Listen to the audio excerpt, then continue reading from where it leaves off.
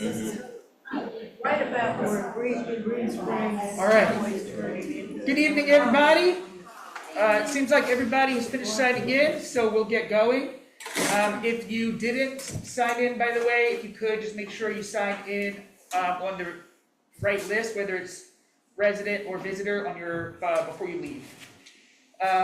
Before we kick things off, I'd like to introduce Father Peter. Peter works, yeah. Okay. If you'd like, you would mind just, you can introduce yourself and say any words. I'm Peter Hellman. I'm the new rector at St. Andrew's Episcopal Church, just down the street. I've been meaning to come for a long time, and intentions being fairly worthless. It's taken me a good long while to introduce myself. But again, Peter Hellman, I've been here a little bit less than a year.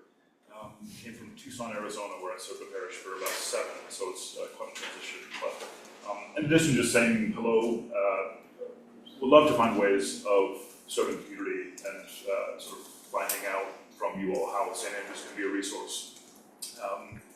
And as you encounter folks, we have community kitchens that serve as lunch and other sort of social resources and services throughout the week, as well as a food pantry that we have twice a month as well. And I think one of the questions had been, I guess, being dissuaded to use our parking lot on a Saturday or something like that. We have food pantries twice a month on Saturdays, and the first and third Saturdays of the month. So the parking lot is usually occupied, and if not, given the limitation of space, parking space, I think that's probably when, I'm not sure who said don't park there. But I do know that there are now signs that say don't park there, but you can park there. No one's going to tell you. Well, where's your parking lot? I didn't know you had one. It's kind of a curious campus. The address of the church takes you around to the west side near Community Kitchens. And the front of the church is on 11th Avenue. Oh, okay. And there's the church, there's like a large white post-World War II Diagonally house. across from Highlands. Yeah. Oh, okay. Yeah. So the other thing is we're in the midst of a capital effort, and that will entail tearing down a large white house adjacent to the church, and thinking through longer term, constructing a multi-use space that would be both for community kitchens, for our food pantry as it expands, and then also space for community use, whatever that might be.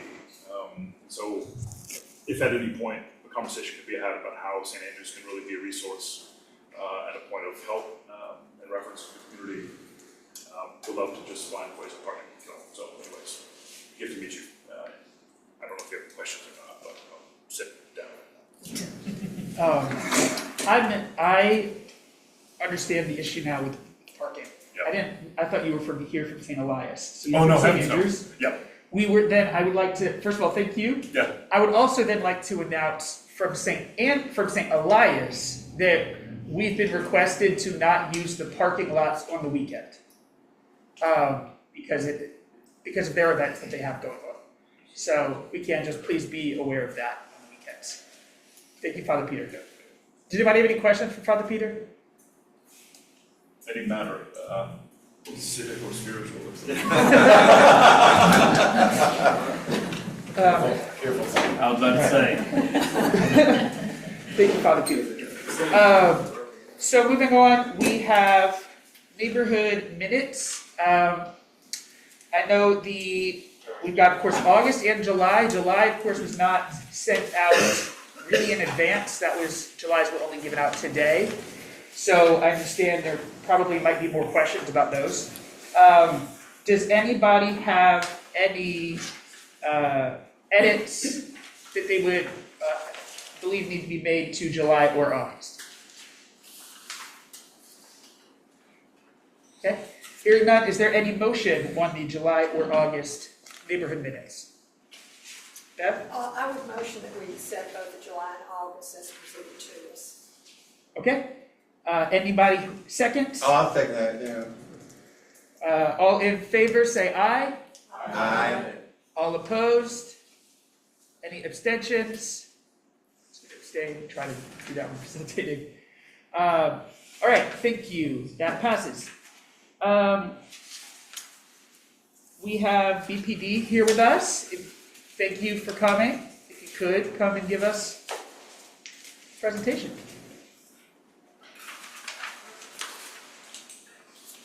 Good evening, everybody. Lieutenant Callahan from South Precinct. First, I'm going to start out kind of following up with some stuff when I was here last month. There was some questions particularly pertaining to the 2 robberies and whether or not we had somebody in custody. Yes, on one of them, and we have the suspect on the other, but there was some complications with getting arrest warrants on him. But yes, we know who those 2 robbers were.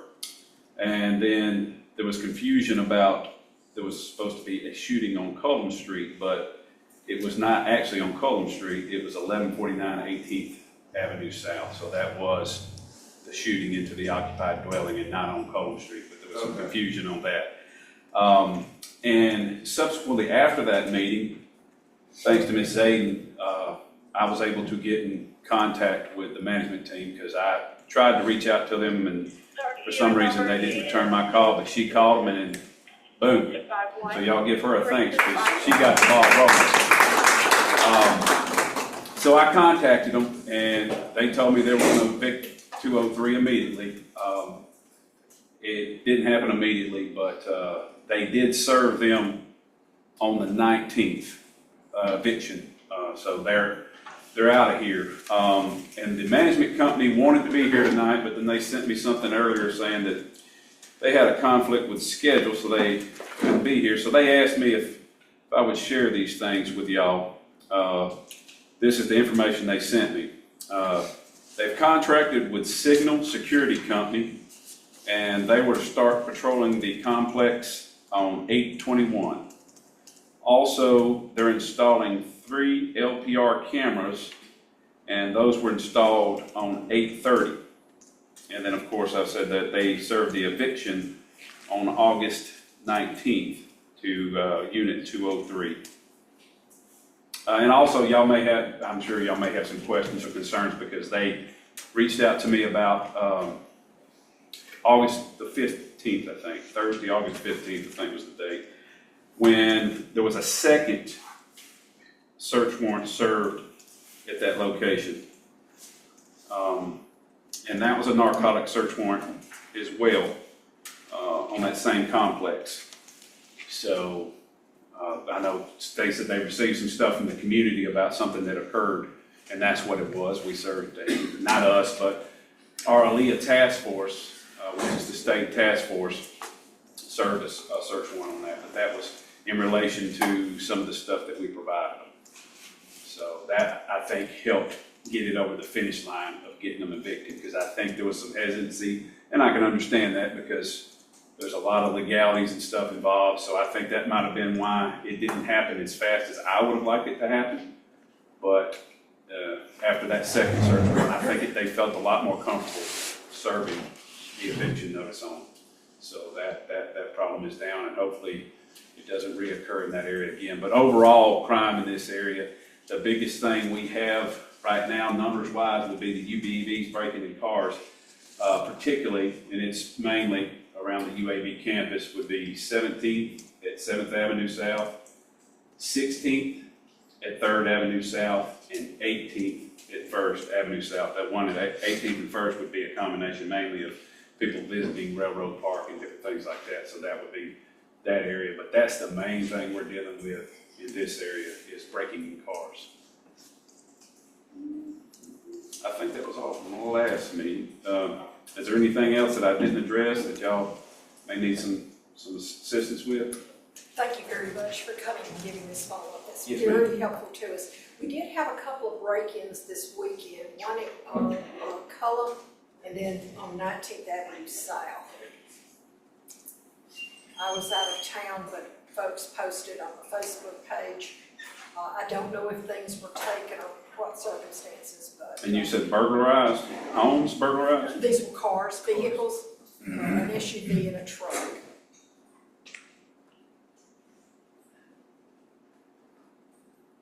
Yeah, I had those. Yeah, that goes in line with that's our number one issue, is the breaking into cars. We do that's the number one battle we're trying to fight right now. Which, on the positive side, in the grand scale of things, it should give y'all some comfort, because it's not a violence type type situation we're dealing with. It's unfortunately theft, and I know it's the difficult and frustrating thing, in particular for us too. Because if we get them the way the laws are, sometimes, you know, they don't stay locked up very long, which is a very frustrating thing, because we can get them on 50 counts of breaking in a house, and, you know, they're gonna serve them about the same time as if they only broke in one house. So, unfortunately, when they look at it as the property crime and the staffing in our prisons and population in the prison, that one gets scaled down a bit. I know this is September, but in October, people are going crazy planning Halloween parties. And they are renting these houses to have them. And I don't know you know, where they are, but I've heard, I was sitting at the bar, and they were telling me about I was invited to 2 of them. That's the last thing I want to do is go blow up some house. So y'all gonna have to have more men and women to do something, because this is gonna be a rough month. And I guess Halloween always is, but it seems like it's gonna be worse. We will be doing some special operations here. Well, I mean, we always have 2 or 3 boys running naked and people are drunk, but I don't remember shooting and stuff. Well, I appreciate you bringing that to our attention. When you mentioned the 3 cameras that are gonna be installed by the security company, is that gonna be tied into the city of Yes, Birmingham? yes, that's gonna be their next step, is getting them linked into our real-time crime center. The other thing is that, I travel a lot of times when I come on 65 South, get off at Green Springs, there's usually a young black gentleman there, sound asleep with his shirt pulled up over his face. Yeah. His legs are hanging out I've reported him once.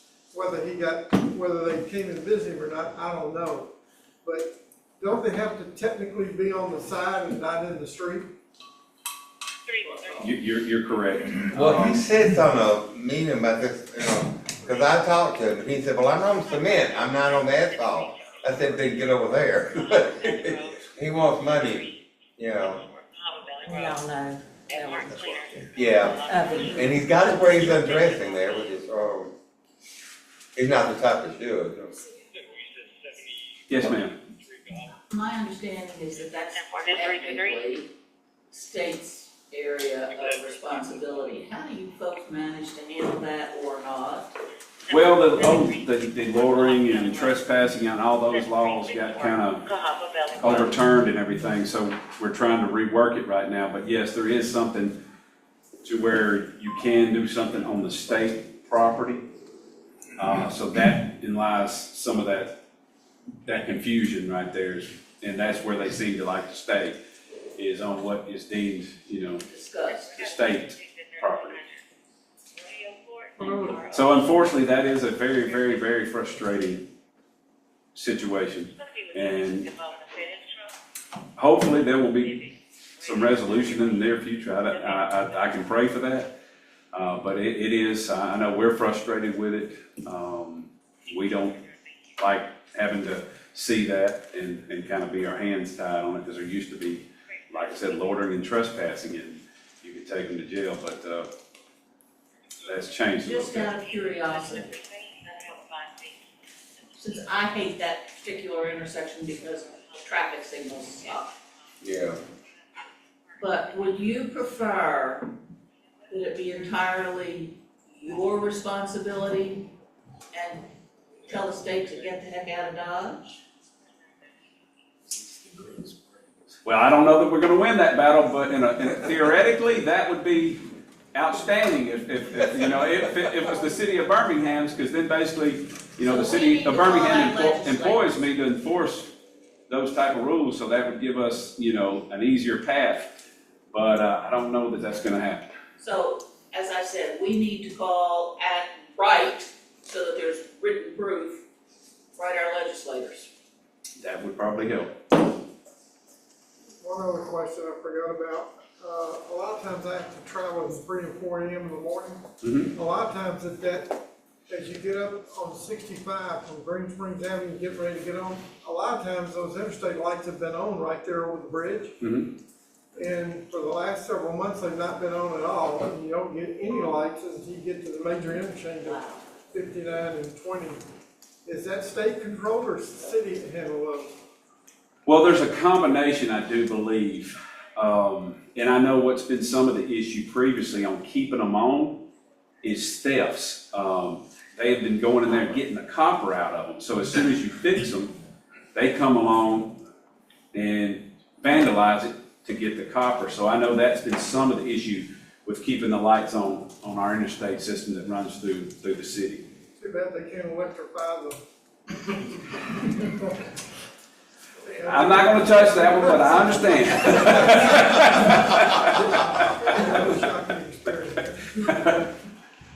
This is not really, this borders or is near our neighborhood, and you don't have jurisdiction. I have a question about it, since I got out of school. Having often come down southbound 65 a lot, I've started using the 6th Avenue exit. And is there some way, I know that's probably a state or even it's interstate. Have you ever had to work one of the wrecks where those guys go off on down to, is it 6th Avenue, I guess, through the fence? You know what I'm talking about? It's an exit only, and it's marked, but if you're zooming along from Minnesota, flying along there, you don't know it's really gonna exit. And that's always it had barriers there, and you can tell us. Is there a way they could mark that better? I just wonder if the city has to work the wrecks there. Oh, yeah. A lot of torn up It's just in our guardrails neighborhood.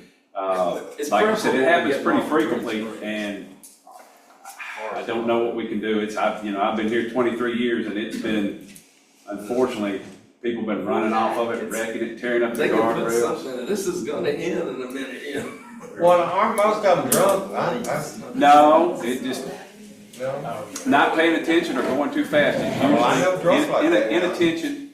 No, because it'll happen during the daytime, not to say that people aren't drunk during the daytime, but it's at various times of the day. Broad daylight, sunshine, and it's just people, I think, coming in there too hot, and they, go off the road. It's usually what it is. Inattention and speed is usually the two main issues with it. Okay. Is there any other issues that somebody would like to announce to the EPD? Yes, Council? Yeah, I just wanted to ask, does the Birmingham Police Department ever make recommendations to ALDOT for things that you see that are an issue and you think, gee, if they just put up a better signage or did something, do y'all ever try to do that, or is it just hopeless? We probably have. I'm trying to jog my memory to see if some cases, but I'm sure we have at some point. Because I know particularly like around the Classic and different things like that, I know we'd reach out to them to try to get assistance in that area. But I'm sure we have. I just can't pick a case in point right now, but I'm sure at some point we have. Now, whether they listen, I don't know. Well, that intersection where he's talking about Yeah. getting off the interstate onto 6. Yeah. If ALDOT had a sign that said it was exit only a lot sooner, I've watched people hundreds of times Marking in the flying down that exit and suddenly realizing it's an exit, and they either have to crash through the guardrail and wreck themselves and end up turned over down on University Boulevard or whatever that is down there, 6. Or they cut in front of somebody else very abruptly and almost cause them to wreck. And I just wondered if they would listen to any, I mean, ALDOT's not known for listening to anybody, but if they would listen to you, the police department better than they. I can definitely check on that to see if we can send something to them to How see they what mark we can. the big add shields on the something to lanes that would exit. be good, like with reflective, exit only. Oh, okay. Yeah, I mean, they have an exit only sign, but it's so Yeah, late that the people who are going 70 miles an hour, they can't react except to either drive over the cliff or cut in front of somebody else. And I've seen that too, just what you were talking about, where somebody comes and at the last minute, they cut over. Yeah. And then they end up causing the wreck because they went from over here to trying to get off. The last minute, it's like, oh, I just want to get off, and they go over, and then that causes the chain reaction. And I know the guardrails cost a fortune. Yeah, and they've torn up plenty. As you know, just, it looks, you can look at the debris field, it's like, you can tell that it's a frequent issue just by looking at all the damage that's around it and car parts that are laying around and everything like that. Yeah. So, yeah, I definitely will, send this up to see if we can send something to them, if they'll, maybe assist us in some kind of way. That'd be nice. Thank you all. Thank Can you you. follow up on one thing for me? Because I sent an email on the 4th regarding another encampment at the dog park at George Ward, on the side of the dog park. And there was a blue tarp, but now it's white, and they have just a pretty big encampment living there and using the, Who did you send it to? sent it to Alice Williams, Captain Roberts, DeVoris, Ragland, you can Okay. check with them.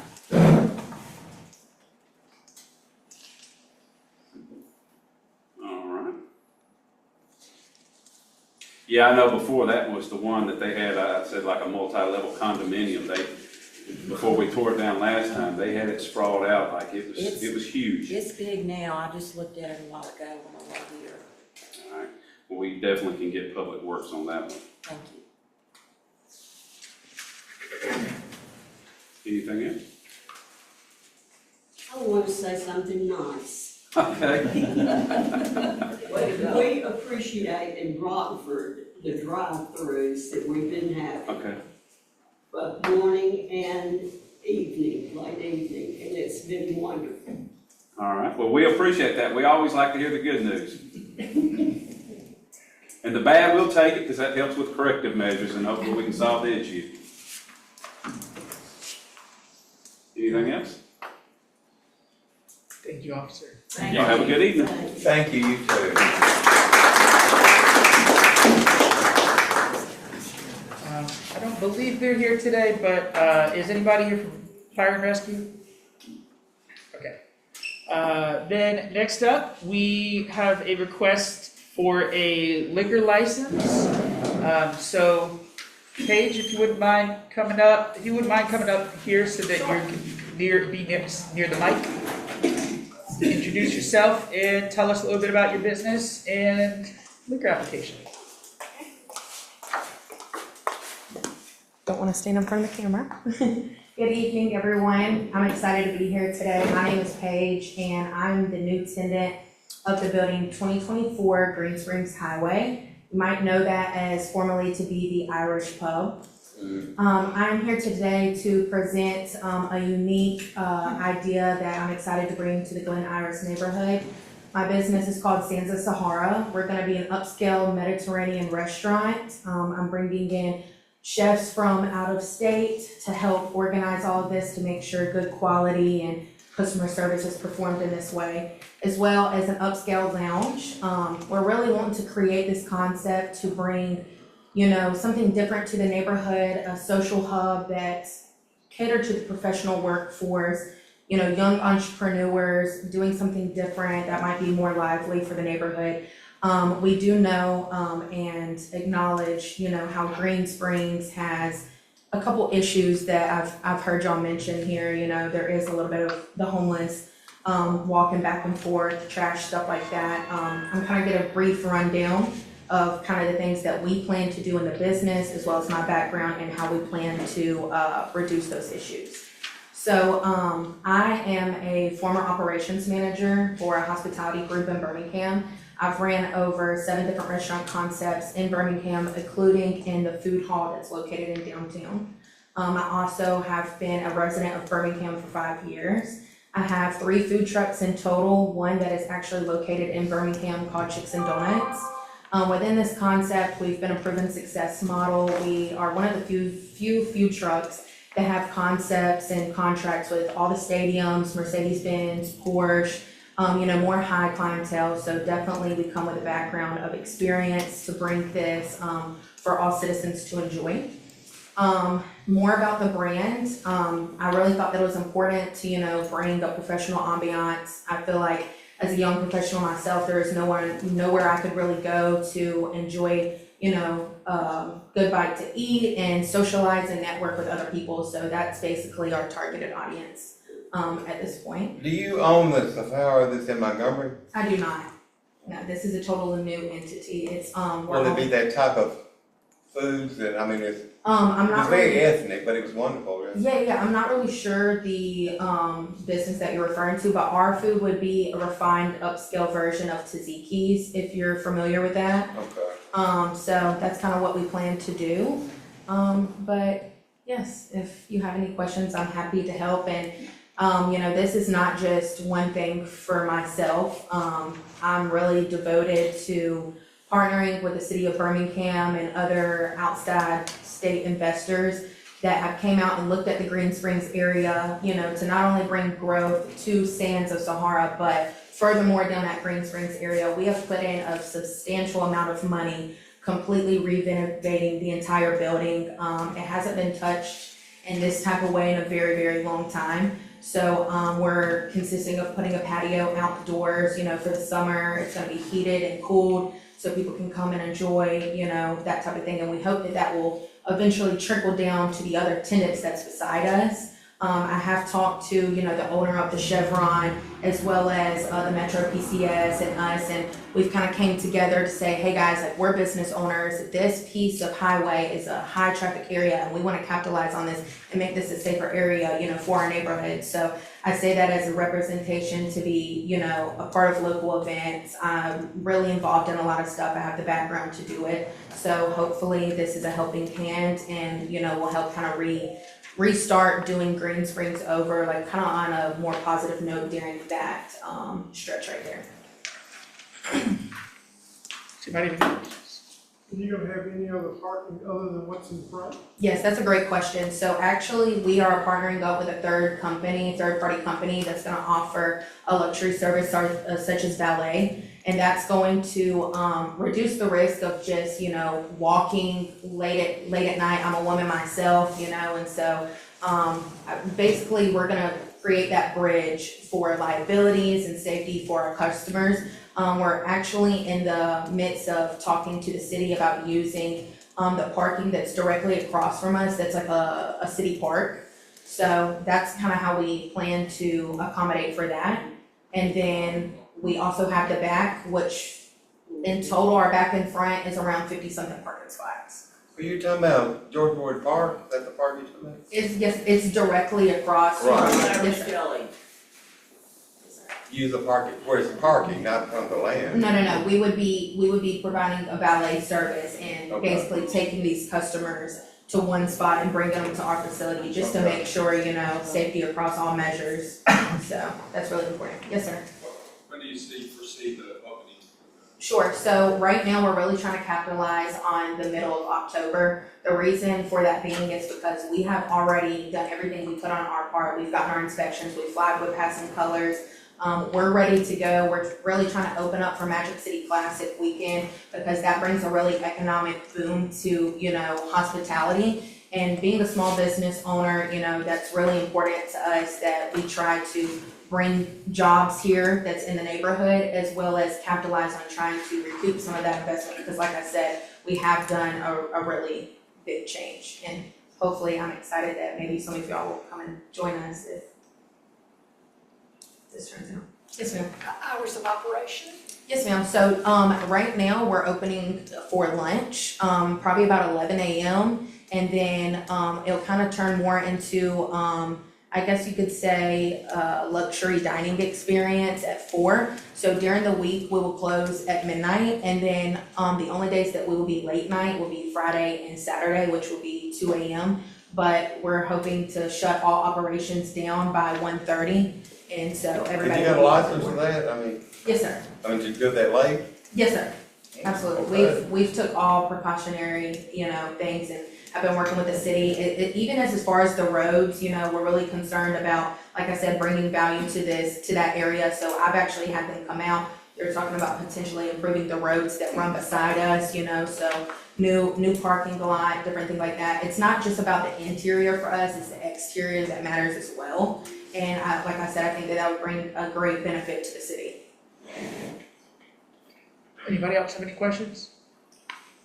Yes, ma'am. You're here tonight for what reason? I'm here tonight to basically explain what Sins of Sahara is, and we're applying to get a restaurant liquor license. A restaurant liquor license, so that's what we're voting on tonight. Yes, restaurant, retail liquor. Any other questions? Now, it'd be a restaurant, but there'll also be a lounge in it? Yes, sir, so it's I mean, it's a big building, but. It's a big building, it's 3,500 square feet. We have a private room that we've completely renovated. That's gonna be for like big corporate meetings, you know, if special counsel comes into town, we're hoping that we're gonna be able to host those type of things. But if I wanna come and just have a drink, that's You can, okay. you're welcome to do that as well, yes, sir, but, it will function as primarily a restaurant. Yes, sir. It's not an invitation. For a neighborhood meeting? What'd you say now? Is it big enough for a neighborhood? Y'all can all come, and I will have you the private room ready.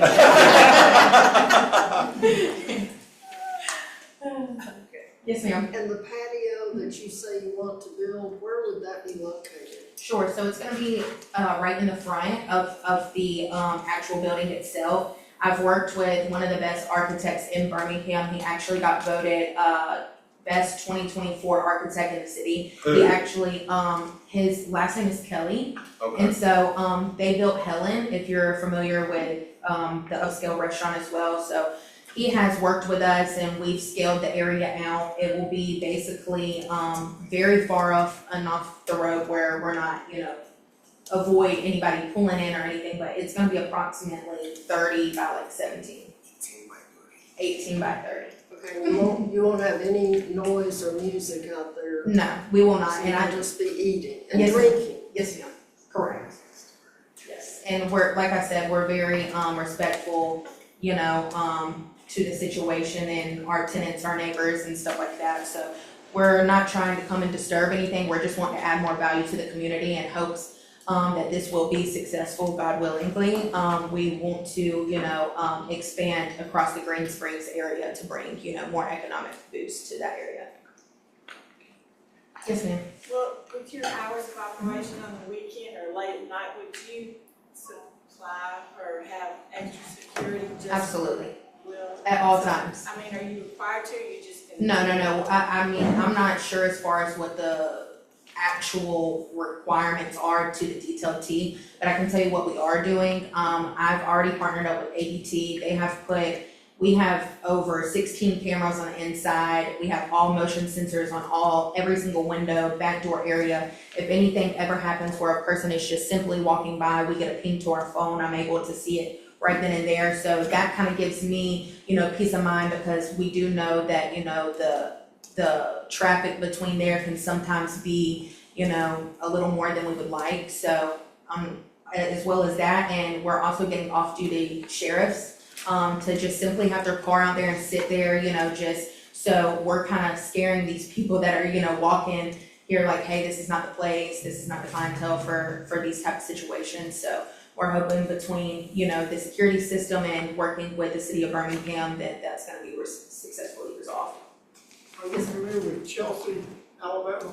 Say that again? Chelsea, Alabama, are you familiar with Chelsea? It's down Highway. I'm 2A? familiar with it, but I'm not gonna lie, I'm a GPS girl, so, I use that for everything. As long as they don't have a police car there with a dummy sitting in the way Chelsea does. They put it in different locations with a dummy in it. Well, hey, we will do our best to avoid that. But like I said, I'm excited to be here and be representation for this, and, like I said, we've had proven concepts myself where I've even ran all the Buffalo Wild Wings from Tuscaloosa to Birmingham. So very experienced in, you know, running high sales and, everything to make sure that this is a success. This is not an overnight type of thing. This is gonna be very refined, and I think that the community will really enjoy this. With that being said, again, they are requesting support for a restaurant retail liquor license. So are there any motions? Hope? Call for the question. I'm sorry, call for a question? Call for the question. Do we approve or not?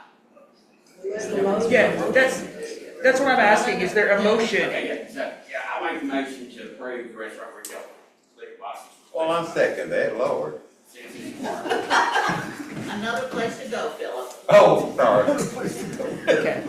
That has been motioned and seconded, so, we will do a raise hand, so all in favor, and again, you have to be a Glen Iris resident to vote, so all in favor, please raise your hand and keep them up until I say done. You can vote too, Father. I'm not technically, I live in Crestwood. Oh. The church lives here, I don't know. Okay? I would. All opposed, Really? please raise your hand. All right, all abstaining, please raise your hand. I should try to abstain, so. All right, and that passes 17 to 0 to 1.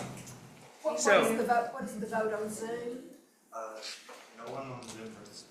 Yeah, nobody has we have three people on there, but no one has submitted a vote. And if I may, thank you so much, you guys. We really look forward to partnering with you all. If there's anything that we can do, I will try to come to the neighborhood meetings as much as I can because I do like to be involved in community events and things like that. And we're here to, support other local businesses as well. So thank you so much for your support. That means a lot. In regards to anything else, I would really love to see if it's willing, we're trying to, be open by that Magic City Classic date. I didn't know if y'all be willing to, submit that for either tonight or tomorrow, so we could go to our safety meeting tomorrow. Yes, already been in contact with Mr. Gregory Stanley from Tanya Tate's office. I have it here, so I will get that submitted Okay. Thank you so much. tonight. It was nice meeting all of you. Thank you for your time. Good luck to you, thanks. Thank you. And I do want to just note, after I spoke saying nobody had submitted their things on Zoom, 2 people did, so it is 19 to 0 to 1. Thank y'all. Okay. 20 to 0 to 1. Okay, so next, Lee, you are invited to come up. Lee is a resident of Forest Park and has been working with neighborhoods as it relates to passing resolutions about the proposed short-term rental ordinance. So I'd first like to give you the floor to introduce yourself and about the resolutions you've been working on. Well, first, Councilperson Abbott should be the one speaking because she speaks so eloquently to this issue. But you're really good at it too. But my wife and I have lived in Forest Park neighborhood for over 20 years. Our neighborhood association voted unanimously to oppose the short-term rentals amendment to the city ordinance. As you know, the Planning, Engineering, and Permit Department of the city has proposed amending the zoning ordinance, which has been there for a number of years, to allow short-term rentals. And short-term rentals, as they define it, is a transient use of any dwelling or any part of a dwelling for overnight occupancy for less than 30 consecutive days. A lot of you are familiar with Airbnb and VRBO, but those are 2 of the big short-term rentals. But there are a number of other players in the mix. For example, just last week, my wife and I received an offer in the mail, cash offer in the mail to purchase our house. I cashed the check, but we haven't signed the deed. I'm being serious. But that shows you what's happening. A lot of these, particularly out-of-state companies, are coming in and buying up houses. And I attended the zoning advisory committee meeting the other night, July 17th. And some of the speakers there were 75 people, approximately 75 people who spoke. About 5 of them owned short-term rentals and spoke in favor of the change. The other approximately 70 people spoke against the change. And they were from all over the city, from the west, the north, east, and the south. And was some of the stories that were told. There was a lady there from Glen Iris who spoke, who works at UAB. And I don't know whether she's here tonight or not, but she talked about, she and her husband are both affiliated with UAB and wanted to be in the Glen Iris neighborhood because of its proximity to UAB. And the stories that she was telling was dreadful. But there were a number of other stories about the houses being used for prostitution, the houses being used for drugs, parents renting the houses and then sending their teenage children there for parties. It was a lot of horror stories. So our association voted unanimously against it. There is a meeting September the 17th of the Zoning Advisory Committee where they will consider these amendments again. And I encourage you to attend that meeting. You don't necessarily have to speak, but I think it's important that you be there if you can. And if you can speak to it, I would encourage you to do that. Yes, ma'am. There's a public hearing Thursday this week on this same topic. Not on short-term rentals. Yes. So there's two things coming up. This issue is coming to CAB on Monday, September 16th. Right. And that's at 6:30 p.m. PEP will be presenting, and CAB will be chiming in. And that was at the last ZAC meeting, which Mr. Lee is referring to. There was a motion passed by ZAC saying, we think this needs to go back to CAB first, and then it can come back to us. So that's happening on Monday. Right. On Tuesday, which is what I believe Hope is talking about, the 17th. Thursday. No, it's That is a different, that's the rezoning meeting for the north side, south side framework plan. It's very confusing. Okay. Yep, absolutely. There's it a lot of does stuff get coming up. confusing, I assure you, there are so many meetings. But there is on the 17th, on Tuesday, ZAC is having another public hearing on this issue as well. Are there any questions I can answer or try to answer? Again, as I say, Councilperson Abbott is much better at it than I am, but. Yeah, so Councilor, I know you spoke also at the CAB last month. Is there anything you would like to say about, like you did at CAB, would you be interested in chiming in on your thoughts on this? Oh, I could write a book. But I won't because I know y'all want to go home. And yes, I did attend the ZAC and the CAB. And the CAB. And a whole bunch of other meetings, usually neighborhood meetings where people talk about all the things that go on at short-term rentals. There may be somebody in here that owns a short-term rental.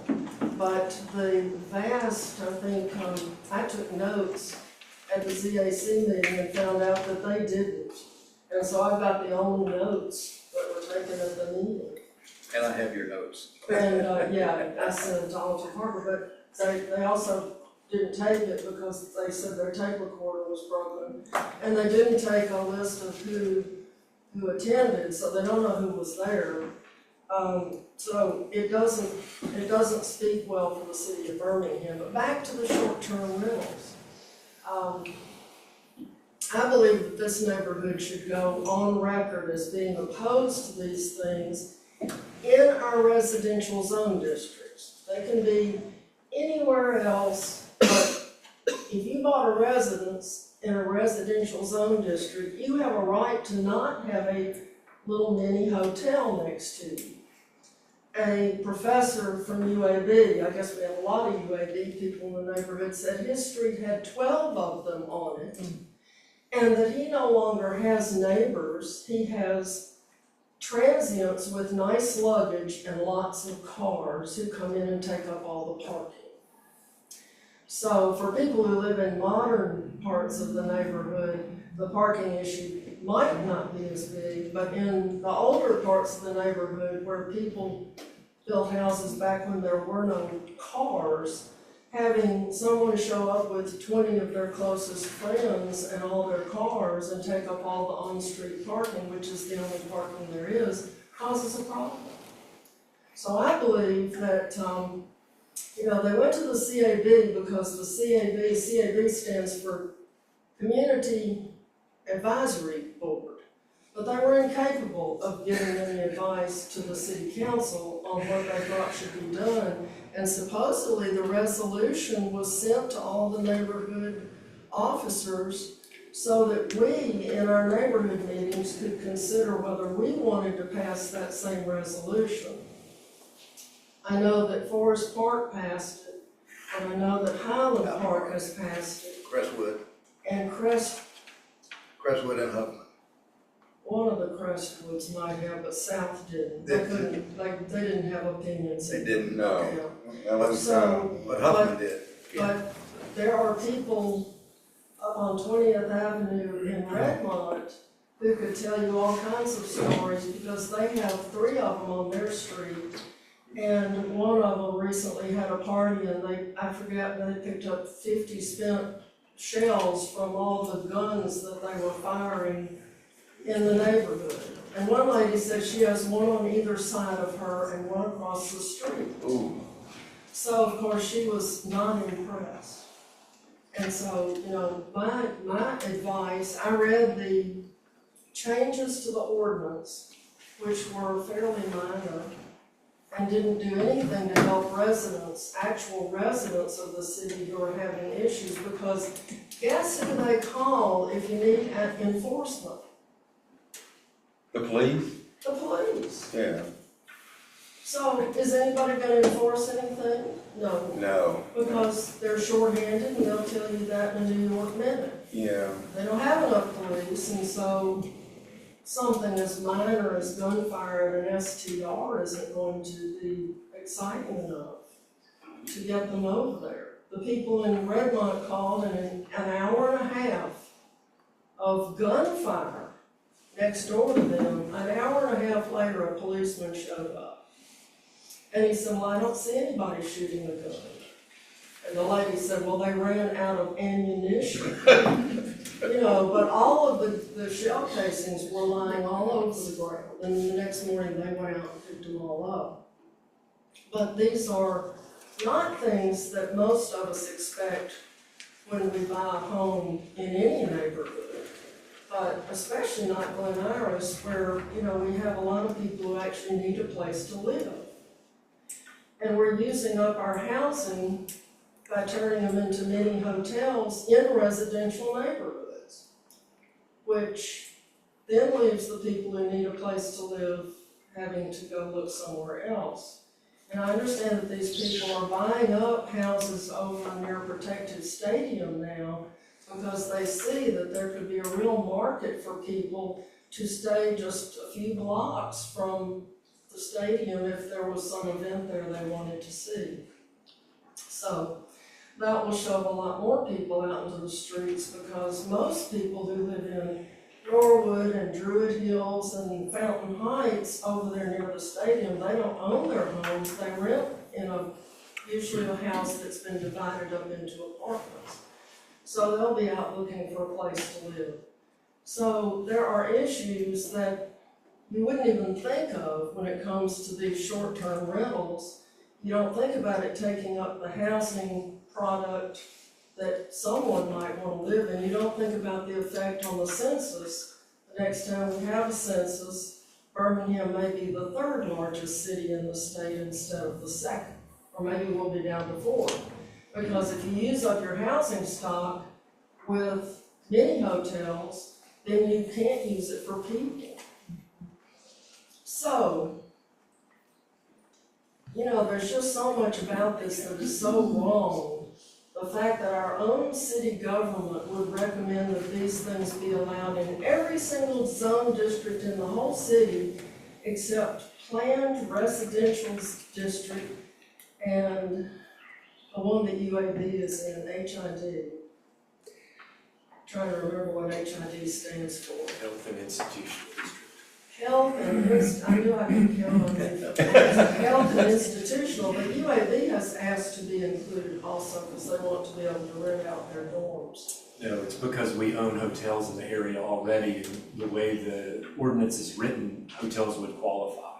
So we should be grandfathered in by default. Oh, so you That's why we requested. You couldn't rent your hotel on 20th Street? Not if, the way we read the ordinance, no, we could not, or we'd be in violation of the ordinance the way it's written. So that's why we made the request. That would negate the benefit of buying your own hotel. Anyway, well, I've heard that they also are renting out parking spaces and dorm space. I don't know whether that's true or not. UAB is doing that? No, Dr. Watts said something about renting out parking. I'm not familiar with that, so. Okay, well, We may be, or it may be a plan. maybe I misunderstood, but anyway, back to the residential neighborhoods. This is where the STRs are going, and yes, they're trying to buy all of our houses to turn them into them. I mean, I get postcards and letters weekly. So we all probably know what's happening, but is it good for our neighborhood, and is it good for our city? And is it good for our people? The mayor has this quote that he uses, putting people first. Well, which people? People from out of town? Or people who live here? It's a question. First, I just wanted to ask Mr. Templeton, somebody had asked us, if there was what the specific section of the ordinance that was affecting y'all.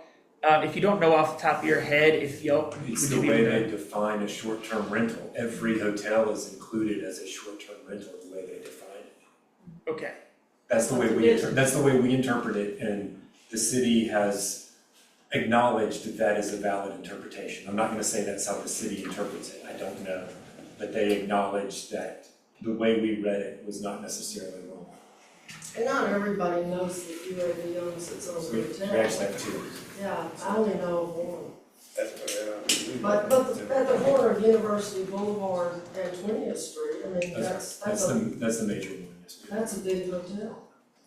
But anyway, yeah, so I imagine the people in PEP and the legal department didn't know that you owned that. Anyway, so short-term rentals are here, and you can have one next door to you. And you can have one across the street, and you can have one behind you. And right now, there's nothing stopping them, because people just do as they please in Birmingham. And I guess that's the thing that struck me about the illogic in this, is currently, short-term rentals are illegal. So what the city is proposing to do is to make an illegal use legal. And they're not going to enforce that. They're not enforcing the current ordinance, so it's a legal operation. So we're saying, let's change it, and we'll allow short-term rentals, but we're going to regulate them. Well, actions speak louder than words. Is there an estimate about how many of them are in Glen Iris? I don't know. The intention for us to vote on this tonight? So this resolution was the resolution sent to the 23 community presidents to disseminate to our neighborhood associations. Obviously, I made it pretty by adding our logo on the top of it, but this is the resolution that we were submitted, that the CAB members were submitted. And so the CAB, folks like Mr. Lee and who have been working on this, and kind of encouraged by CAB leadership, have just been encouraging neighborhoods that have a position on this to take one. And so if the neighborhood residents are so inclined, then yes, to consider this resolution. Yes, Brian. I'd also just like to point out that UAB is not taking a position on this ordinance. We've only requested that if the ordinance moves forward, that it include a provision for hotels to operate, and that's in our district, and that's what we've asked. Thank you.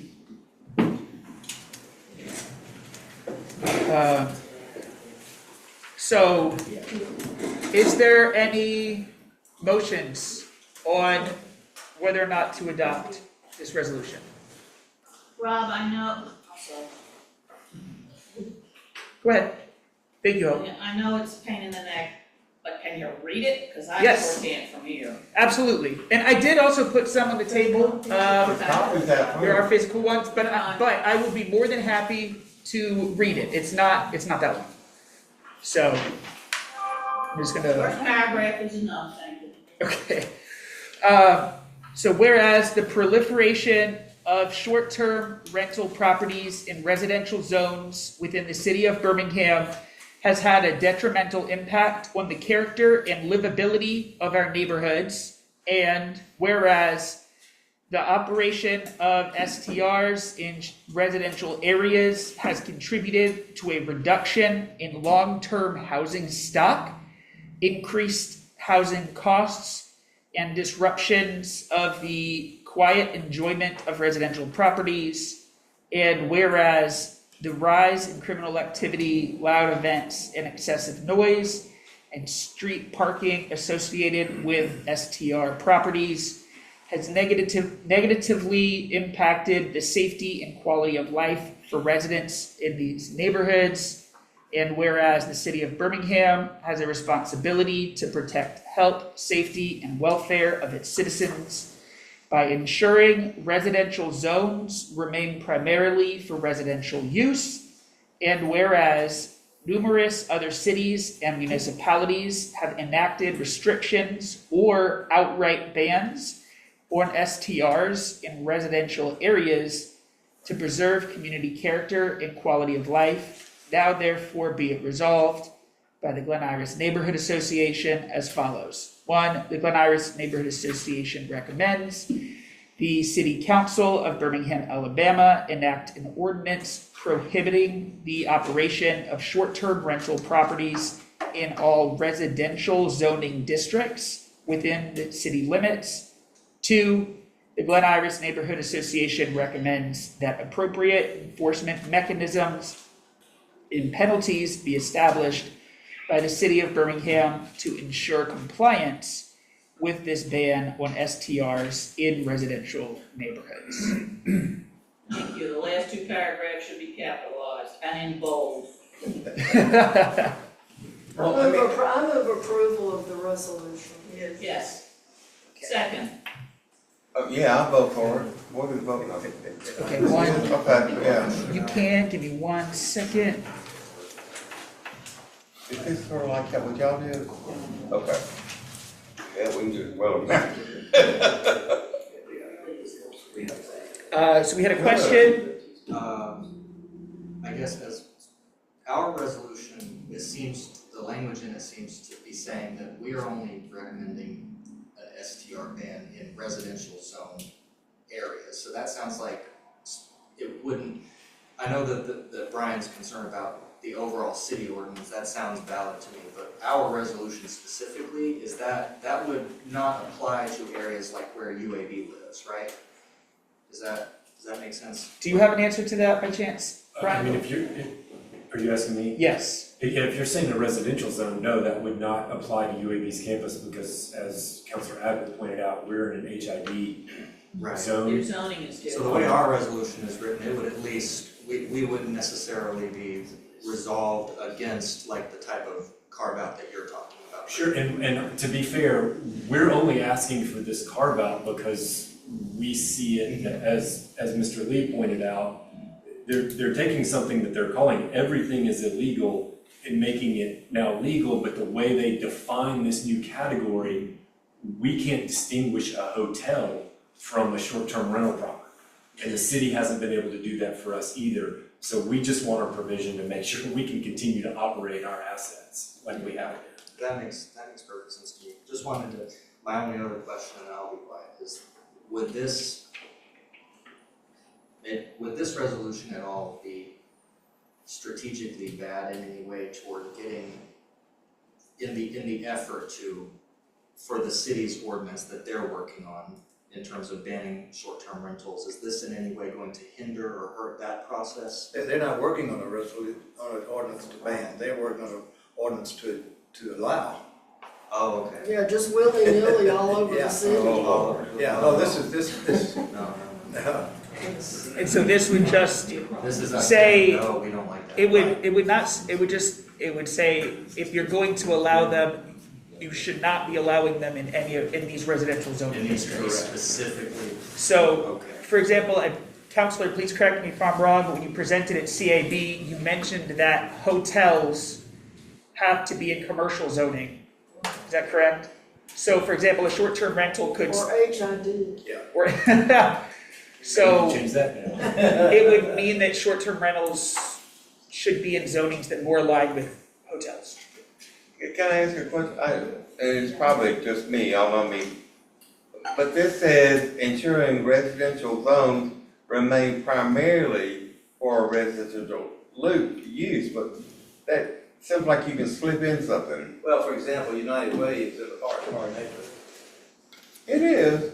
Oh. Do we have anything like that? We did have loss. We had, oh, we're through with that, okay. There are carve-outs that allow certain things, like churches. Churches. You know, so there Oh, are okay. things that are allowed in residential neighborhoods that are not residential. And what was just motioned and seconded is saying that we do not want STRs to be one of those things allowed.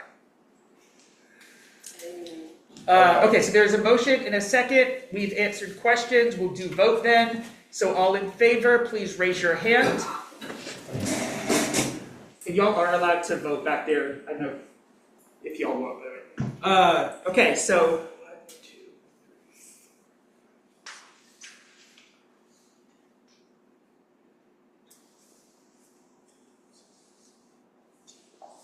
Okay, and that's 18, anybody on Zoom, by the way, also please put your votes in the chat.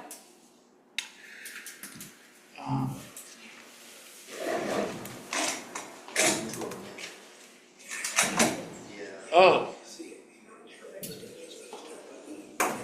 Shoot. Well, I'm in the middle of. Okay, all opposition, please raise your hand. Okay. And all abstaining. All right. So. Yeah, it is. So it's not possible to amend it. Well, yes, I guess it is, but it would have to be a separate vote. There was somebody in the chat, which I did not see, that was asking that was motioning to also add to our resolution and to exclude hotels and define this to only include multifamily and single-family units in favor of what the issue with UAB was. The city's gonna fix that. Yeah, if I may, I wouldn't ask you, the neighborhood, to be concerned about UAB's issues. We'll be able to solve it. Okay. They're the big dogs. You got it, you got it. Well, this is the one that the other neighbor said Yeah. so why do we, Right. So they had made this motion that I didn't see that was before that, but it was a motion. So I do want to say that I still, by Robert's rules, have to entertain if there's a second. So is there a second on that motion? Say again. I'm lost. what are you talking about? Motion to fix UAB's problem. Motion to amend the resolution with the caveat to exclude hotels and define this exclusion of STRs to only multifamily and single family. Yeah, that's fine. We don't. Will we vote? There is We do a, not want a second on this motion. There was That's a- my personal opinion. Agreed. Here. there was just a motion, it really was meant to be an amendment, Yeah, It's dropped. but I had to ask for if there was a second, because that's Robert's rules, so it's up to y'all. We at UAB appreciate the thought and the consideration, but it's not really necessary. We don't. Cool, so there is no second, so we will move on. And I apologize for not seeing that before the vote. Thank you, Lee. Thank you for coming. Thank you so much. And so that motion passed 19 to 0. I went ahead and voted in on that one. Okay, so all of our action business is done, but we were now moving on to governmental reports. So Don't have community resources or the library, so Counselor, you are up. I'm back. Okay, well, we've already talked about short-term rentals, so I don't have to talk about that anymore. And I feel very strongly about this because I have gotten hundreds of emails from people who are suffering because they live near these things. And for every one good owner, there's a whole bunch of bad ones. You know, there are good people that are out there doing this to keep control of themselves and their properties. But it's just, there's so many that don't, and we know the city doesn't enforce anything unless, you know, it's just kind of accidental when we enforce something. So, you know, and that's a problem the city has, and I'm sure the next councilman will figure out how to deal with that. But, trash and brush is September 30th for our neighborhood. And I hate to say this, but I must say it anyway. You know, the law requires you to put your trash and brush out the night before it's to be picked up, not right after the truck drives off. We end up with piles of garbage and junk and mattresses and furniture and all kinds of mess because people are unconscious, I guess, about when trash and brush are picked up. And it makes the Glenars neighborhood look like a pigsty.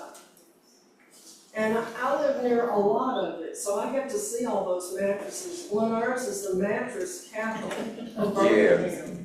We have more discarded mattresses than anybody. Because when students leave, when they graduate, they put everything in their apartment, apparently out on the alley or out on the curb, and that includes the mattress and the sofa and whatever else. But it just makes our neighborhood look bad. So if you can refrain from putting stuff out until close to the date it's going to be picked up, that would be good. I've seen piles that actually are picked up, and before the truck has gotten to the end of the block, people are piling more stuff. And that's just wrong. Nobody's going to arrest you because we don't enforce anything, so you'll have to do it because you're a good person.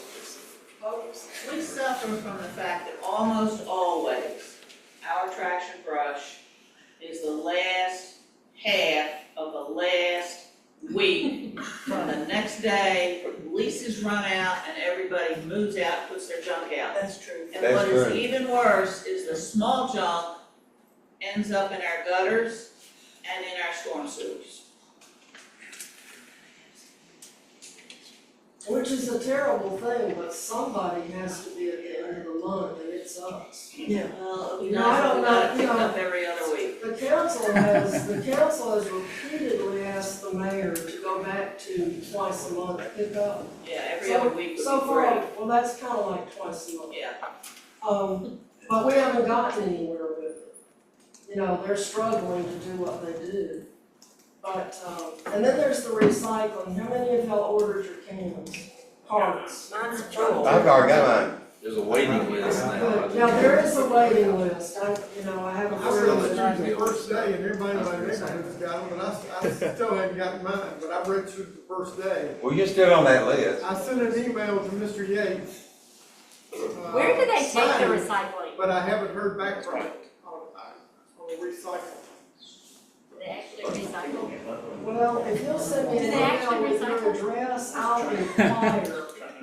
And just ask if you miss the first, what do they call them, tranche, you'll be in the second one. We saw Saturday coming down the street delivering them, and went right past the house, they had a pickup. Yeah, they do on Saturday and Sunday, yeah. I must not have been on the list. Well, just send me your address and I'll ask why you haven't gotten yours yet.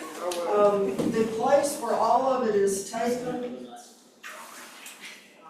I have the address in this pile of paper, but it's on 41st Street in Avondale. And I had a tour of the place. They really do get all of our recyclables there, and they really do recycle them. It's just that when you pick all the stuff up in a garbage truck, people think that it's going to the dump. but it's actually going to Birmingham Recycling. Recovery and recycling. Yeah. They've been there for like 40 years. And you, if you have a whole pickup truck load, you can deliver it to them, and they will take it from you as well as taking it in your little tiny cart. Cause I've stuffed those, I've had my cart since the first day, and it's so full, there's just, you know, I needed 2 or 3 carts, but then Bruce wouldn't get one. So, and there's not, to my knowledge, we have not been told of any way that anyone can have 2 recycling carts, unlike the garbage where you can buy one. Yes, sir. I was just gonna mention back about the, issue with the trash pickup. If the neighborhood doesn't get something in the mail letting them know when it is, not everybody in the neighborhood is on the Facebook page or gets to the Facebook page so that they know. The city can send out something, or the neighborhood can send out something to the neighborhood. Because there are people that, I mean, you see how many people there are here for this meeting. I mean, and only, I think only 3 or 4 on Zoom. You can go on the city website and sign up for notifications of all the city People stuff. are too damn lazy to look it up for themselves. Well, that, but They might there's not. lots of people that don't have access to the internet, don't want it. They don't want it. Yeah, I know some of those people, so, but the city will, you know, this little pop-up pops up and says, do you want to be notified of what the heck we're doing down here? And I said yes, because sometimes I read things on there that I don't know about. You know, city councilors are not always well informed. So, and that's a sad thing. So, the north side, south side zoning meeting this Thursday at 6 o'clock at Protective Stadium is very important. Your property could be rezoned without your knowledge. So if you live in a piece of property and you think you're safe, well, guess what? You may not be. So if you don't want your property to be rezoned to some other zone district, you really need to attend the meeting, or at least have a friend report back to you whether any recommendation is being made for you, because the planning, engineering, and permit department's goal is to increase the density in our neighborhoods, aka cram more people in, so that there won't be any place to park and you'll get rid of your car and ride the bus. It's all about mass transit and encouraging you to change your ways, or to start walking, or cycling, or riding a scooter. For some of us, that just won't work. You know, there may be some people that they can go out and jump on the bus, but the older you get, the slower you run. And, you know, riding the bus, if it doesn't come anywhere near your house, means that you're hoofing it. Yeah. And as a child, I had to run for the bus a lot, and I know it's highly unpleasant, even when you're 8 years old, so, especially if you have a lot of books. So, this meeting is important, and if you can't go, find a friend, give them your address, and ask them to look and see what the recommendation is for you and your home. Because I can bet, I can see some people in this room, and I bet you $50 your property is going to be recommended to be rezoned. I just bet you. So it's important to participate. So tomorrow's council day, oh, one other thing. Elena Melton is the queen of the homeless at the city of Birmingham. She works for the mayor, and if you are writing to someone about homelessness, including her on the distribution list is a good idea. I have been. Okay. I've met with her several times. Yeah, so, but she's it for the mayor.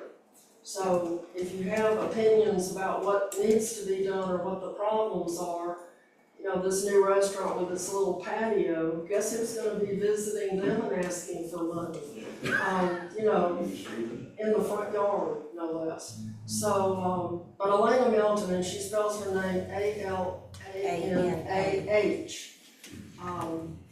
Melton, M-E-L-T-O-N, and it's the usual city of Birmingham address. But if you have issues with homelessness, with either people who are, or what the people are doing, or what we need to do about it, the city does have, we have lobbyists and we have issues that we get them to lobby for. So this thing about the state highways and being able to panhandle from them, it may be legal to panhandle, but panhandling out in the traffic zone or on that little piece of concrete that's 18 inches wide at the end, that's not a good idea. So we may be lobbying to get someone to do something about that soon. So, does anybody have any questions? I know there's a lot going on. Yes, ma'am. Valerie, this is not a question, this is a comment about recycling. Go to the city's webpage if you can and read the instructions. You will find something very interesting about what you are supposed to do with your loose, miscellaneous, clean, dry paper. Like, bag it, not in plastic. Bag it. Not in Brown paper garbage bags and grocery bags like what we used to use, and that have even said they should be stapled. Read the instructions. I read that for the shredded paper, but I didn't see it for miscellaneous paper. It's gonna be the same thing because it'll go everywhere. They may be morphing their instructions Right. as time passes, because the 11th is the first pickup I know. Oh. with the new carts, and they did not say to bag your recyclables. They did say bag, they said bag the shredded stuff, but how many of you get how much in the way of Junk mail. junk mail? Yeah. And what's gonna happen when they pick that big blue bin up, turn it upside down and try to And the wind's blowing. and the wind is blowing? Yeah, so I came in late and I apologize. Did you talk about when they're finally gonna put our traffic calming down? No, we have not gotten any updates since we last were told, which was, last update they told us, time has already passed for when they were gonna start it, so. Yeah, it was imminent. Well, I have sent them a formal request for a date or a month, or a week, where we will know when the traffic calming is coming. I drove up 11th Place South the other day, and I make it a point to drive the speed limit or lower. And a pickup truck, a big one, passed me as I was driving up that dinky little road with parking on one side. It passed me and almost hit the car that was coming down 11th Place. And I just thought, we need our traffic calming and we need it now, and we don't need to wait anymore, because 11th Place is just an example of the stupidity of people who cut through our neighborhoods. Probably not one of our neighbors, probably somebody cutting through to get to Green Springs to the light. Which means they end up on Green Springs Avenue in front of my house. And the only thing I can say to play the devil's advocate is Spire is still cutting up our streets, and there's no sense at all in the city putting down traffic calming devices that are gonna get moved by a utility. Just a reminder, there's 3 different traffic calmings we're waiting on. I know, thank you Abbott for following up, I did see that email that you CC'd me on. And if they don't get back to us, I will make sure to also follow up, and we will let the neighborhood know as soon as we have an answer. So 11th Place, 16th Avenue South. And Green Springs Avenue. Green Springs Avenue. Green Springs Avenue, and I know they won't And- put them in if the utility companies are digging up the roads, but they're digging up our newly paved streets. Oh, yeah, the gas company is. Anyway, there was another, yes ma'am. I wanted to go back to the Green Springs Highway and Green Springs Avenue, where the guy sits out. And I need Teresa for this. We were at a meeting in the precinct, and we talked to The attorney. lawyer, the attorney. She said that strip of land, help me with this. Okay, I so remember she strip said of that land. strip should qualify, she saw something in Texas where it was the same situation, and it should qualify where they're not allowed to be there and solicit panhandle. In the middle. In the middle, because it's not wide enough. And so I did reach back out to her, and she said she's having to maybe backpedal some on that. So I've made a note to follow up with her again, because I've sent pictures I mean, we've given them a wealth of information to be able to fight that for us. So if there's something you can help us with lobbying, or we can do, along with the attorney for the city, would be awesome. Yeah. That needs to stop. It's so dangerous. Well, we are in Alabama. We always have to remember that. I know that. So, you know, that law that allows them to panhandle from anything but the pavement is insane. I saw a young panhandler lady who lost her balance and fell off the curb right in front of a car. Unfortunately, the car was going slowly and it stopped.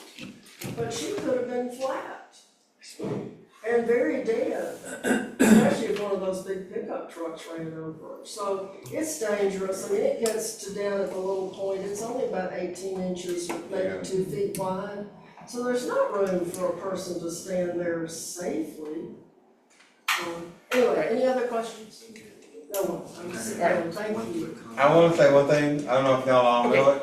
We got 2 million people and then we're gonna move on. So, Yeah. go ahead, Philip. Please The try to keep it greatest short. counselor we've ever had in the world has decided not to run next time. I don't know if y'all know that, but we're in trouble until we get somebody. You'll get another person. Outside of that, any campaigning has to be done outside of neighborhood time, according to the city attorney.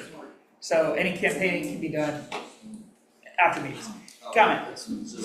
Just on the traffic calming thing, like something, this is not really a solution, it's just an observation, is that something new for those of us that live on Green Springs, a more recent development has been anyone that's driving the speed limit sometimes has people now come up behind them and they will just lay down on their horn if they don't. Step on your brakes? And think someone's going too slow down Green Springs, so I think Green Springs Avenue people are getting just maybe terrorized a little bit is maybe too strong a word, but it's getting a little excessive what's going on with the crazed driving, so that's all.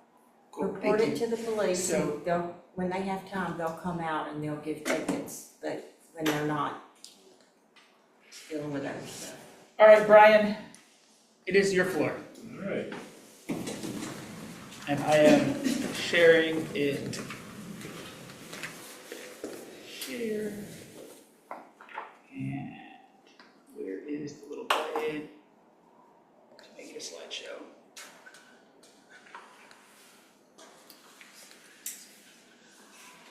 I'm Brian Templeton. I'm Director of Planning, Design, and Construction at UAB. There we go. And today we have brought a presentation that is in the 5 Point South neighborhood. So this is an informational piece for you. We're not asking for a vote, and we don't need a vote tonight. We've actually already gone to the Planning Commission with this project. But this project, we were requesting location of, approval of the location, character, and extent of the project. And it is a major renovation to the emergency department in the North Pavilion. So if you'll go to the next slide, I'll try and orient you to where we are. So this is a view of our campus. The yellow circle indicates where the North Pavilion is. If you go to the next slide, we have a detailed blow-up of that location. So you can see that we're between 5th and 6th Avenues and 18th and 19th Streets. And the primary location of this renovation will be on the corner of 6th Avenue and 18th Street. Next slide, please. So this shows you that it is not in our approved master plan, but in discussions with the city, we don't need a master plan amendment for this because there is no actual change to the master plan. It's an interior renovation. There'll be some minor modifications to the site, but the city deemed we didn't need a full-blown master plan approval for that. The next slide shows you a detail of our approved master plan, so we can move on.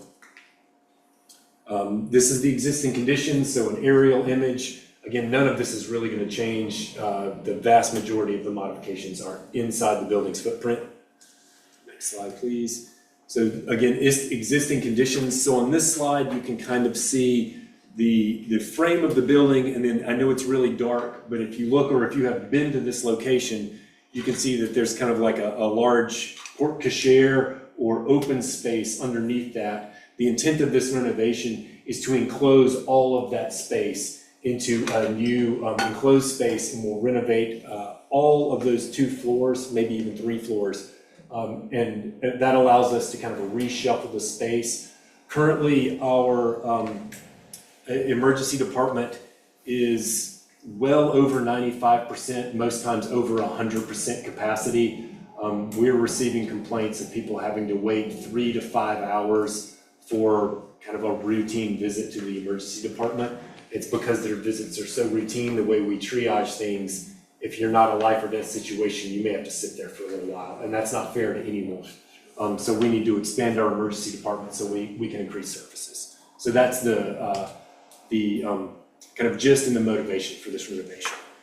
This next slide kind of shows you the view of that same location from the intersection of 6th Avenue, which is running this way, and 18th Street, which is running this way along the image. Next slide shows you so this is what the new site plan would look like.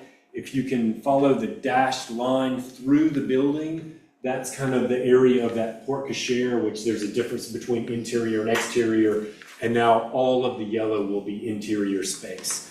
This will include a new entry court and drop-off area, which you can see down to the bottom. It looks like 2 lanes, it's actually a 3rd lane, so we have 2 lanes where cars can park and stack and drop people off, and then the central lane is intended to be a bypass lane, so if you are in there and blocked in, you can pull out and get out and not have your car stuck there forever. This is intended to just be a drop-off location, so if you're driving yourself to the emergency department, you will not stop here, you'll have to go somewhere else, you can't just leave your car parked out there. So this is the stacking plan of the renovation. It's an 11-story building. We're only renovating the bottom 3 stories, so that's why the stacking plan only addresses that. The bottom floor is trauma and intake, triage, psychiatric or psychological evaluations, and we will upgrade our imaging spaces so we have equipment on the bottom floor to address the issues that may arise. Second floor will mostly be mechanical space and also some space for staff. And then the 3rd floor is rooms for people who actually need to be admitted or need a room if their emergency is so bad. Thank you.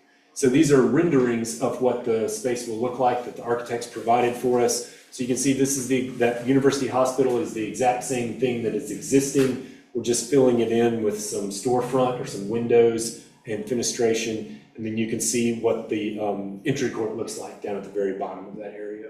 And there'll be some upgraded signage to try and draw more attention to the emergency department, and that this is the primary way for people to enter the emergency department from the ground floor. And that's 6th Avenue? These are all from 6th Avenue, yes ma'am. Now, I'll still be able to stop and let somebody that needs help, and then I'll go park in Huntsville and come back to make sure they're okay? You won't park, I hope you don't park in Huntsville, but yes, sir, that's exactly right. Okay, That's the intent, and so. I have a lot of drunks that I need to help, okay. Well, and that's a really good question, and so part of what we're trying to do is make this more obvious for people who are coming and also more efficient. So currently, our ambulances our ambulances all use the entrance off of 5th Avenue, and they will continue to do that. That will not change. Okay. Currently, if you're dropping someone off, like Mr. Phillip has said, you would pull into a very hard to see and hard to find pull-off off of 18th Street, and that is also the same location that all of the agencies use if they have to bring someone from an agency. And by agencies, we're mostly talking about DOJ, sheriffs, police, or other hospitals. And so now this 18th Street access area will be utilized only by agencies, and the public entrance will be off of 6th Avenue.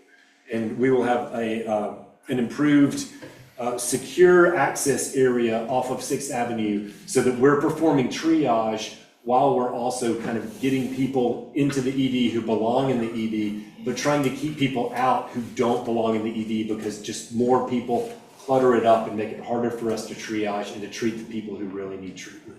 Will the ambulances use this also? No, ma'am. The ambulances will 18th. stay segregated where they are and will not interact with this space. That is a big push for us, is to kind of keep these different areas segregated. And we already have better control of where the ambulances come in and out. This new renovation will allow us to have much better control over where the agencies come in and out, because it will not be a public facing entrance anymore.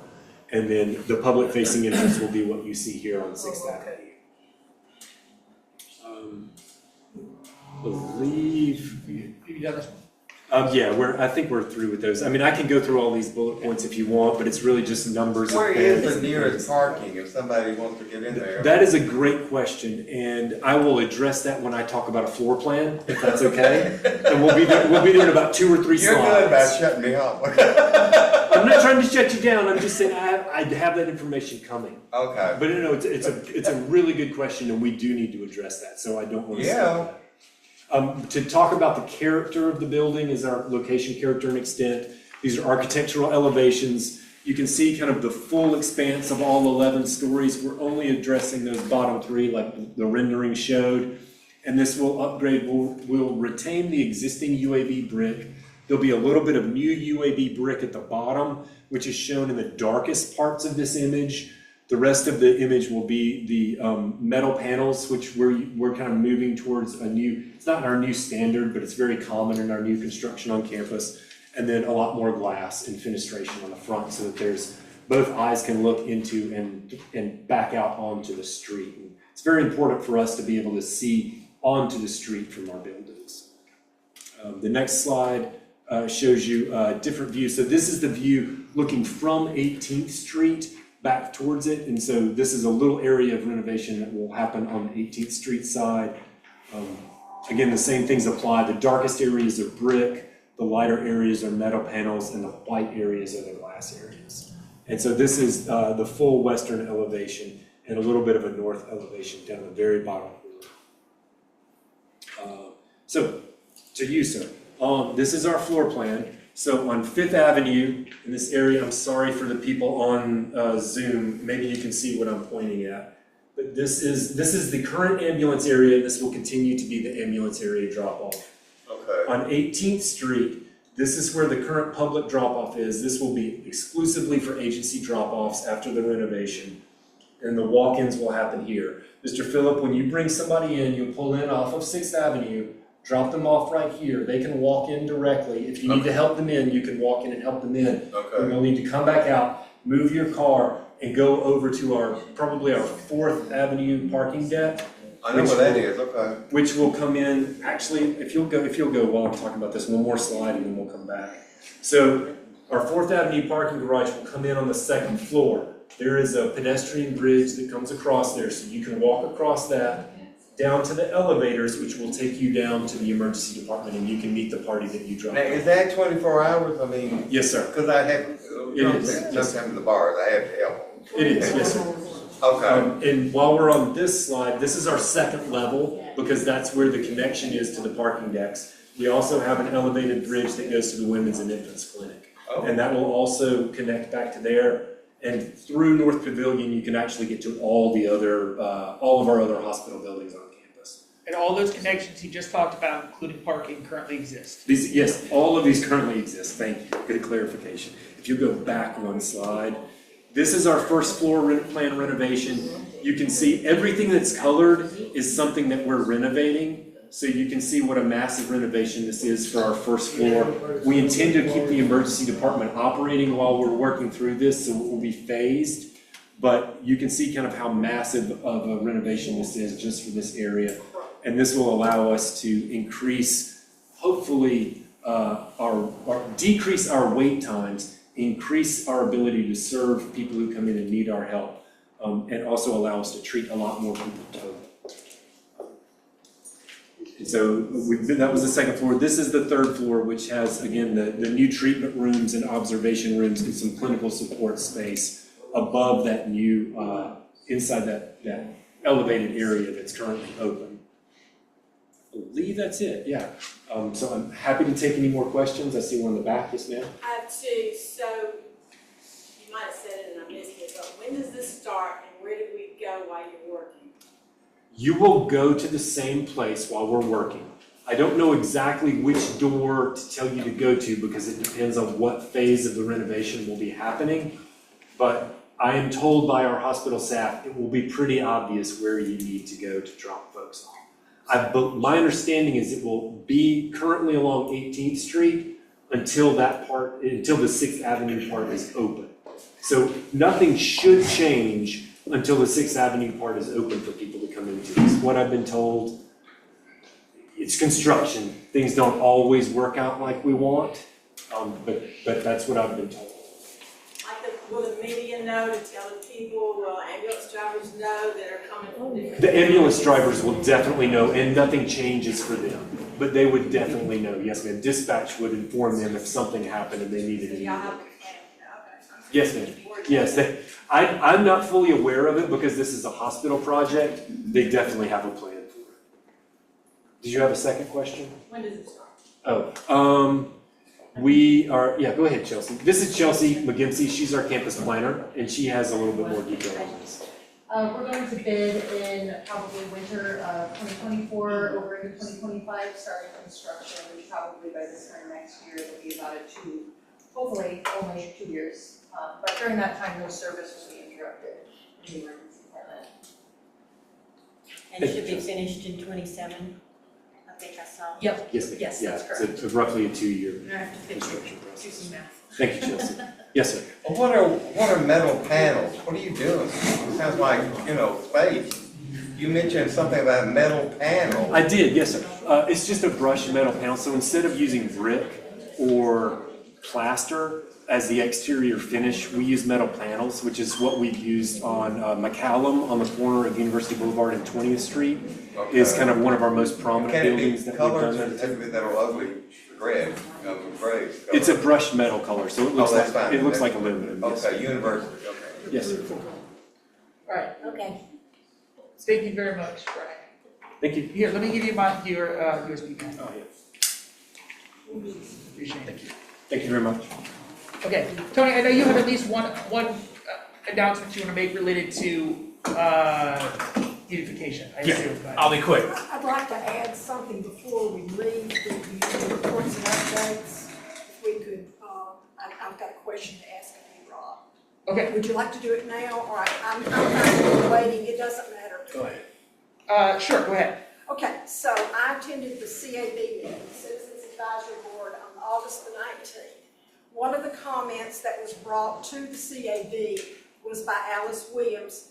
There have been many questions about neighborhood elections. So Rob, would you like to update us on that, or I can either read what was in the minutes, and I'm not opening this up for discussion, but I think it's important that our neighborhood know what's going on about neighborhood elections. I have information from Alice Williams, so I was definitely planning on bringing that up later, but. Okay, perfect, that's Yeah. fine, that's All right. fine. Tony, you wanna go ahead with your presentation first?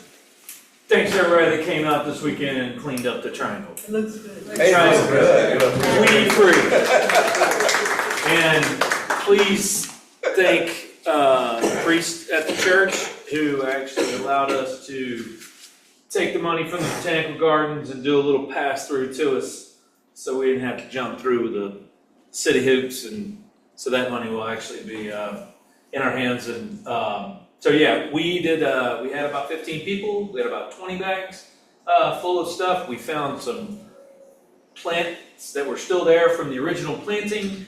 We trimmed those up and did all the things that we were supposed to do per Hope and laning, and got those all ready, put down some weed block, and we will be planning a planting in the coming weeks. But we've got some master gardeners that are going to get together and look at plans and come up with a plan for some native planting and plants that can endure the heat of living in the sea of the sidewalk concrete right there. And yeah, so a little positive forward progress, and you don't have to look at all those weeds anymore. So.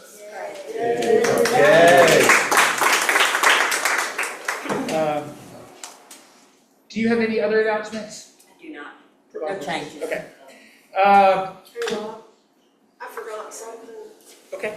But all I have to do is jump off and say that I met with the lady who's in charge of capital projects of the city, and the phase 2 for Green Springs Highway, putting lighting and sidewalks and all that stuff on the west side is scheduled for spring of 2025. Also, these road diet for Richard Arrington Jr. Boulevard is scheduled for roughly the same time. So I guess all the projects in District 3 are about to bust open. But I thought people would be interested in knowing about Green Springs Highway because we drive it a lot. So, sorry I forgot, but thank you. Counselor, were you able to get in touch with Parks and Rec, by the way, Lady Bessie Stell? Yes, I got in touch, well, Daryl got in touch with them, and she can come to our next meeting. Okay. To show the drawings and supposedly a 3D representation of the children's play area for disabled children that we've been trying to get done in Bessie-Estelle Park for the last 15 years. So she said she could come to our next meeting. So we're going to put her on the calendar, send her an invitation, and make sure she doesn't forget. Absolutely, that sounds great. Is it possible, do you think it'd be possible to get for, or at least the copy of the plan, like a PDF of the plan and budget before that, to beautification committee? I don't know about the budget, I don't know whether they'll give us anything, but we can get the plan because we're in touch with the people who have made the proposal, the design and everything, the company that makes the play equipment. So we ought to be able to get that at the minimum. That sounds great, because I don't think Marlies is here anymore. But She took off holiday. Okay, so we'll work. Thank you very much for that. We'll get them on the agenda and we'll move forward. Related to what Bev brought up, I will just literally read, Alice Williams sent out an email, so I'll just read the email. Neighborhood leadership, due to ongoing legal matters regarding the 2022 neighborhood officer election, the 2024 election cycle will be delayed. To ensure continuity across the 99 neighborhood associations, we request notification of any current vacancies due to death or resignation. We also ask that current officers remain in their positions until the election cycle is completed. Any vacancies due to resignation will be filled as per section 6D of the Citizens Participation Plan, CPP. Special elections to fill vacancies are as follows. If president's position becomes vacant, the vice president will automatically assume the role. Vacancies for vice president or secretary will be filled through an election by secret ballot conducted by the president. The president must notify the Community Resource Service Division of the election results within 48 hours. These measures will help preserve the integrity of the Citizens Participation Plan while the legal issues are addressed.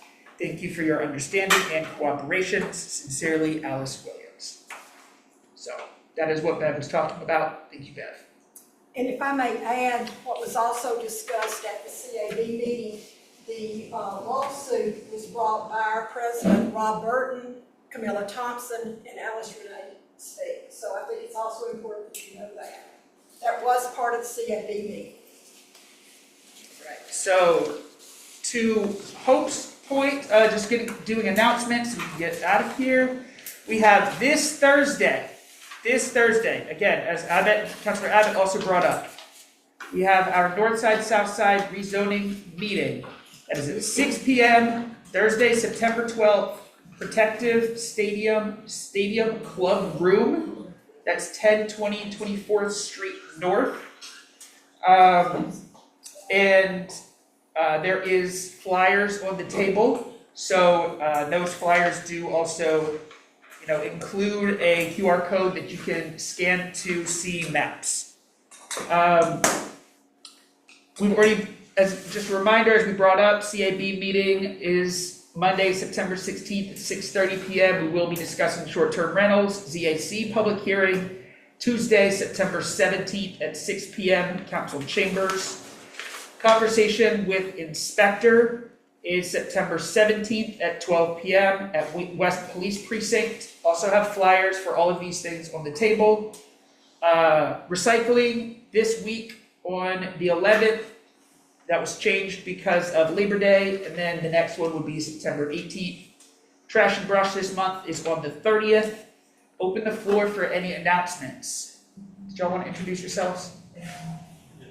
Can we go up there? Yeah.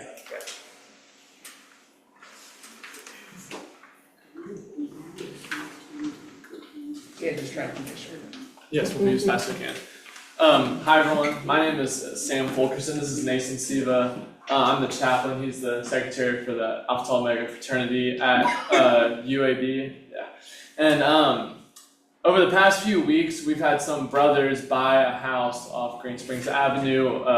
That's the 113 Avenue, Green Springs Avenue South, right next to the Mountainside Apartments. And they've had a couple of events there. And the events have been extremely disturbing and taken up a lot of parking. And so we're here and we want to say that we are extremely sorry.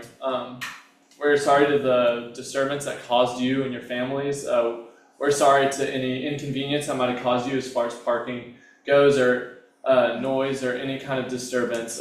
We're a Christian fraternity. We're founded upon the Bible and we're founded upon those beliefs. So the events that took place do not align with our values. And I want you all to know that won't slide. So I'm here to apologize. If there's anything that we can do to fix any relationships that we might have hurt, we would love to do that. And then I was gonna bring up that in the future we want to have a worship night there as like a Christian fraternity, but we don't want the worship night to be something that disturbs the neighborhood as far as noise goes. So we're gonna ask y'all about that. And what y'all think, so. If I could correct you, that's a rental property.